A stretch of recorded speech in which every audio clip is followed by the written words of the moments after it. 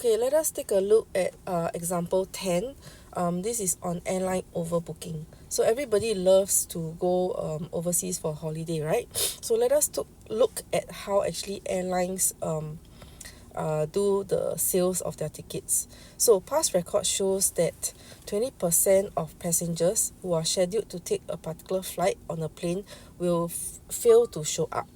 Okay, so for this reason, you notice that airline actually sometimes they will overbook their flights, so meaning they will actually sell more tickets than the number of seats that they have, uh, because they expect that there will be some no shows, which means that this will reduce the revenue. This will help to, if they oversell the tickets, this will help to reduce the revenue loss because of the empty seats. Okay, so for example, now we have a small jet that have 10 seats. Okay, 10 seats, and but what the airline is going to do is they will sell 12 tickets for every flight. Okay, so the first part, find the probability that there are insufficient seats for the passengers, meaning there I have 10 seats, right? But instead of 10 people showing up, I will have either 11 people showing up or 12 people showing up, which means that there will be either one or two of them who will not have seats. Okay, so let us calculate this probability first. So of course, as usual, the first step is to define the random variable. So we let x be the random variable that denotes the number of passengers who fail to show up out of 12 ticket holders. Okay, next you define the distribution. So according to you look at your success here, your success will be passengers who do not show up. Okay, according to the question, 20% of passengers who are scheduled to take a flight fail to show up. So this is actually my probability of success. Okay, so your sample size is 12, your probability of success is 20%, so 0.2. Okay, so now what I want to find is the probability that there will be insufficient seats, which means that maybe 11 of them show up or 12 of them show up. So how many will not show up? If 11 people show up, okay, means that, so if 11 shows up, this means that 1 does not show up, right? So fail to show up. If 12 of them, I sell 12 tickets and all of them shows up, this means 0 of them fails to show up. Okay, so because our focus is on the people who do not show up, therefore it will either be 0 or 1. So you can write it as the probability of x equals to 0 plus the probability of x equals to 1, or to put it neater, you can write it as the probability of x less than or equals to 1. Okay, then from here you can just use your binom CDF and calculate the required probability. Alright, now there's a second part to the question. So here it says to state the assumption made in your calculation.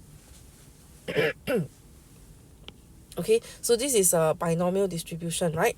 Now, after you state the assumption, the question also wants you to explain if this assumption will hold in the context, in the story that you have.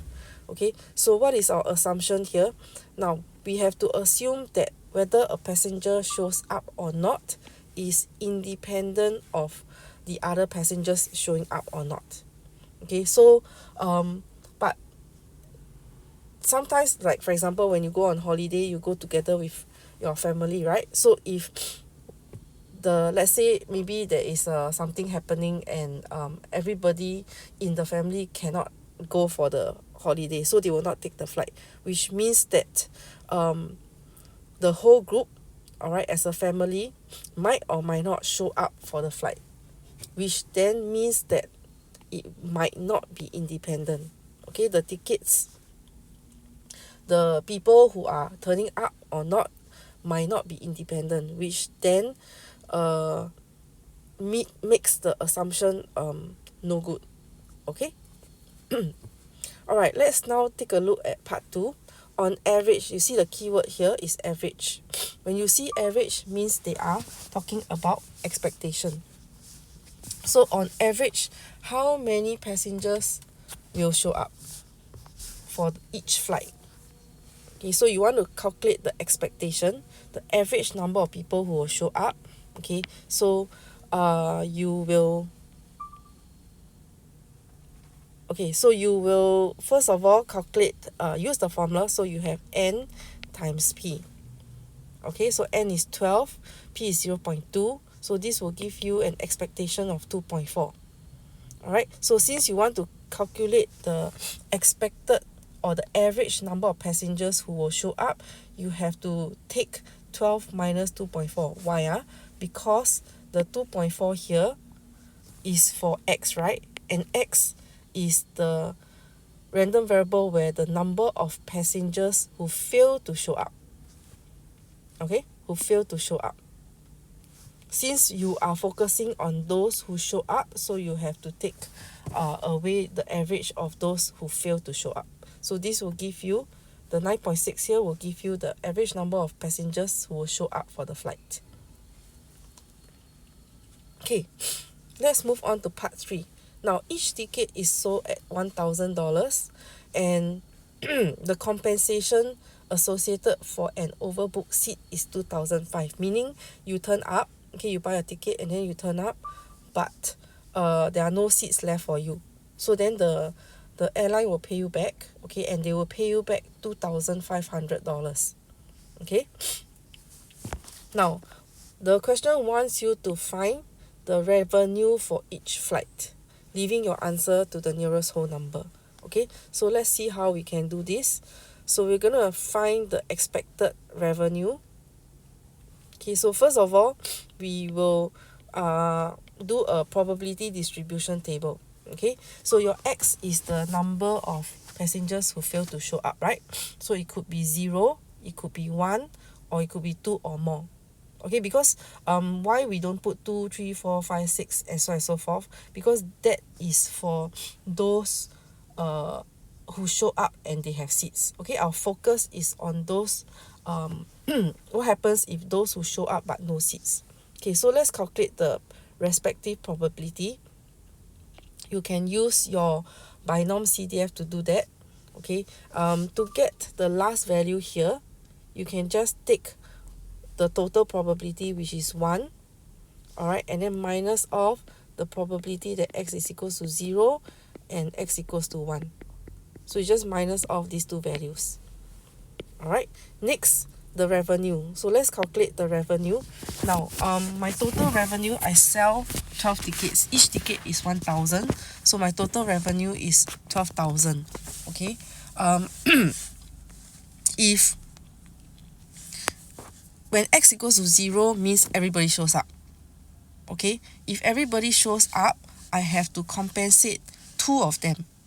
And if each person I have to compensate 2,005, means that I will have to compensate in total $5,000. Okay, so I minus off what I need to compensate. That will then give me my total revenue. Okay, so the same argument goes for when x is equals to 1, meaning one person will not have a seat. One person fails to show up. So I have 11 people, but I have 10 seats, right? So one of them will not have a seat, so I have to compensate that one person. Okay, and then last but not least, if 2 of them don't show up or 3 of them don't show up, but I sell all 12 tickets, then my revenue will be 12,000. Okay, so we want the expected revenue. So what we're gonna do, like what you learn in DRV, you take the x value and multiply with the associated values that you need. Okay, so you have the probability, my bad. Okay, rewind. So because I'm calculating expected revenue, I will take the revenue and multiply with the associated probability. Okay, so that will be 7,000 times the associated probability where everybody shows up, okay, plus the expected revenue times if one person does not show up, and plus the 12,000 times if two or more do not show up. Okay, and then if you add all of them together, this will give you your average revenue or expected revenue. Okay, so that's part 3. Now let's move on to the last part. Will the revenue be higher if the airline decides to sell exactly 10 tickets instead of 12? Okay, so if I sell 10 tickets, each ticket is 1,000, right? So I sell 10 tickets, that will be 10,000. So you compare with this value. Does it make sense? So the I sell 10 tickets, expected revenue will be 10,000, but still this is not higher compared to if I sell 12,000 tickets and risk the possibility that some of them might not turn up. Okay, so therefore the first method will still give you a higher revenue. Okay, that's it for this question.